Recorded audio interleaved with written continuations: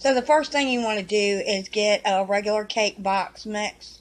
This was Kroger cake box mix, and that's what you want to use to bake your cakes with. You can do these in advance.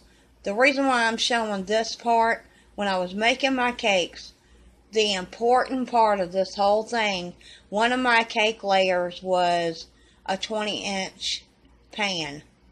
You have got to let those cakes completely cool. These happen to be non-stick or whatever, and I do spray them, before I put my cake mix in it. But my ones for my cake, for my wedding cake, were not like that. You have got to let that thing completely cool. It is very important in the pans, and then you can flip them on the wire racks once they've completely cooled, because if they do not cool, they will break on you. I had one that I thought was cool and it wasn't, and it was my largest cake. And when I went to go take it out, the part that was in the pan stuck, and I had a big gaping hole. And now nobody ever knew it was there. Now everybody does, but in the moment nobody never knew it was there. So the important thing in this is make sure you let your cakes cool completely. So while my cakes are cooling, we are going to make the icing. Okay, first you're going to need 2 cups of shortening. This is just, I think it's just Walmart. All-purpose shortening. And you need 2 cups of it.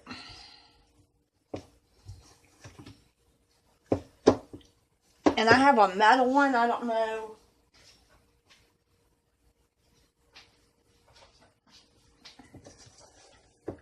And the reason why I'm using this metal one,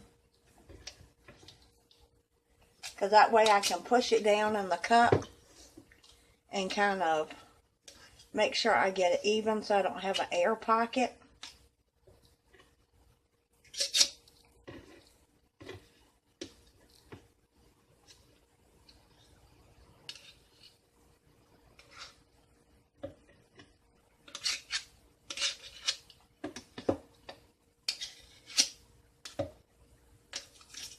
Okay, so that's 1 cup. And something I recommend, this is a stand-up mixer. This is going to make this process a whole lot easier by having a stand-up mixer, so you're not having to use a handheld one. It'll just make it easier. I'm going to go ahead and I'm going to scoop out my 2nd cup of shortening. And then you're going to need 4 cups of confectionery sugar. I've got 2 cups already measured out, but I think I'm going to add that first and then add more confectionery sugar. So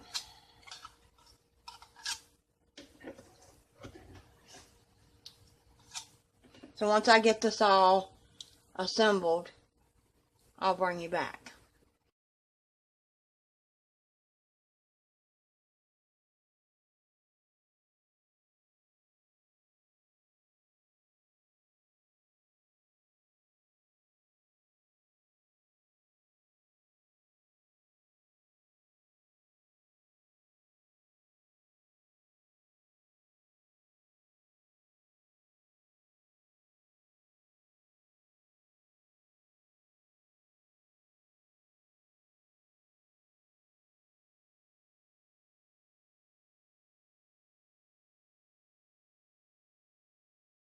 Now you want to add some kind of clear extract. It could be almond, it could be coconut, it could be vanilla. Wilton makes an imitated vanilla with almond, I think. And then you want to add that to your mix to flavor your icing. And I'm going to do that, and then I'm done with the icing.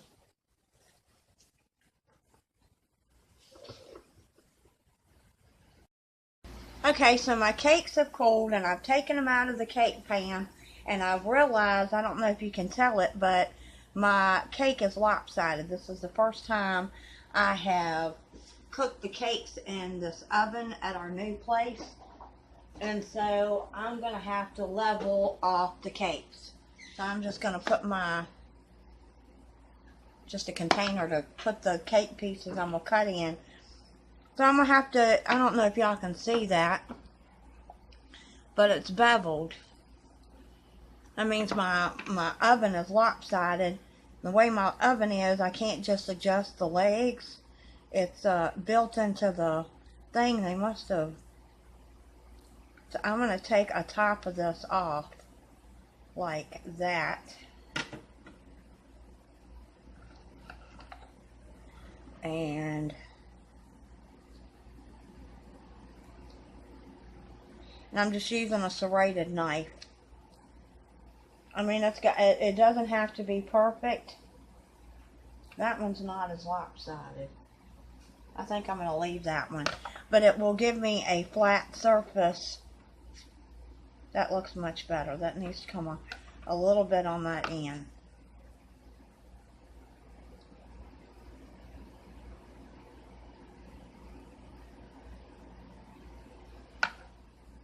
So that way when I put it on my, see, that's much.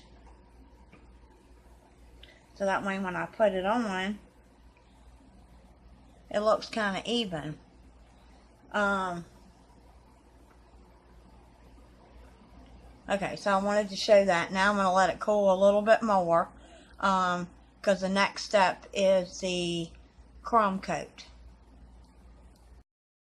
So the next thing I'm going to talk about wasn't actually icing the cake, because you've got to figure this out. I did a 4-tier cake because I did not want to stack my cakes. If you're going to do your own cake, I decided instead of, you can go to a craft store and buy the cake boards, but my husband made these for me. And what they are is foam board. And we got it at Dollar Tree. He bought 2 sheets and he measured it out really, really well. And we glued them together and I let them set, and this is what held my cakes. And they turned out wonderful. All he did was take, if you'll notice, I don't know if it's going to come up on camera or not. Oh, it will on this side. See that little lip right there? Any of the pans that had a lip on them, which I think all of them had a lip except for one. So what he did is he laid the pan down, because I only needed 4 of them. This is my larger one, but this was my 9-inch one. This is an 8-inch pan, so it's not going to do it exactly, but I'm going to show you. He took that little lip and laid it down on the foam board, and then he drew a circle around it. And he needed 2 foam boards. I mean, he needed 2 circles, so he could glue the 2 circles together to make this a little bit thicker, so the cakes, you have something to support the cake on. And it was that simple. And then, he took a utility knife and went around it and he cut it. And as you can see, it's not perfect, and it didn't need to be perfect. I just needed something to put the cakes on. You can definitely go to a craft store or Michael's. I did see them, and they were cardboard. I didn't particularly like any of the colors that they had. And if you're stacking your cake, they have some boards that are like that thick that you can use so it supports your cake. But someone told me that you can take a piece of plyboard and wrap it with aluminum foil, and then you know that your cake ain't gonna move. But I used foam board. My biggest cake was 20 inches, and I don't know if that's my biggest one without measuring it. And, you know, they were actually supporting it when they brought the cake with both hands underneath it like this to go set it on the cake pedestal. Because this is how the cakes were transported. I would have almost done, and I would have almost wanted one a little bit thicker, because once you get 2 cakes on there, you know, my cake and with the icing and everything, it's sat up like this. You can actually see a picture of the 3-tier cake at the banner of the top of my, it'll say of my home page. One of the pictures up there is of my 3-tier cakes. So you can look at them there. That's what they look like on the wedding table. But these are made out of foam board at Dollar Tree and glued together. That simple. Now I'm just going to take aluminum foil. It's nothing fancy. I just wrapped it over top of it just so that the cake was protected from this, because this would probably get soggy if cake got on it. But it makes it an easier way to transport your cake if you've got to ice it. You know, put it in the fridge for your crumb coat. It's just, you don't want it on a cake plate. This was easier. So now I'm going to put my aluminum foil on this, and then we'll go from there. Let me show you how I put the aluminum foil on. I kind of grabbed one side, and this is how I did it. And to be honest with you, it's not going to stay on the foam board. And that's okay too, because I ended up taping mine, because I figured nobody's going to see the bottom of it.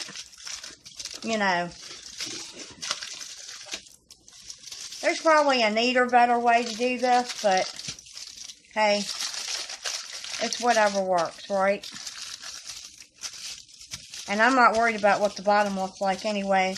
I'm more concerned with the, see, that's what because you can barely see the side, and I could not. There we go.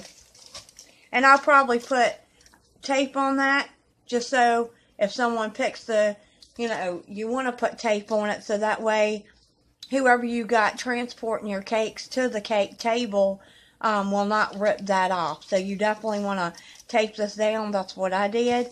And then these cake boards can be reused. And I have reused them several times already since I've gotten married. So voila. And it's not that expensive. You know, it's really simple. Get your fiance to do it. It's not that hard. Utility knife and the foam board, which you can get at Dollar Tree.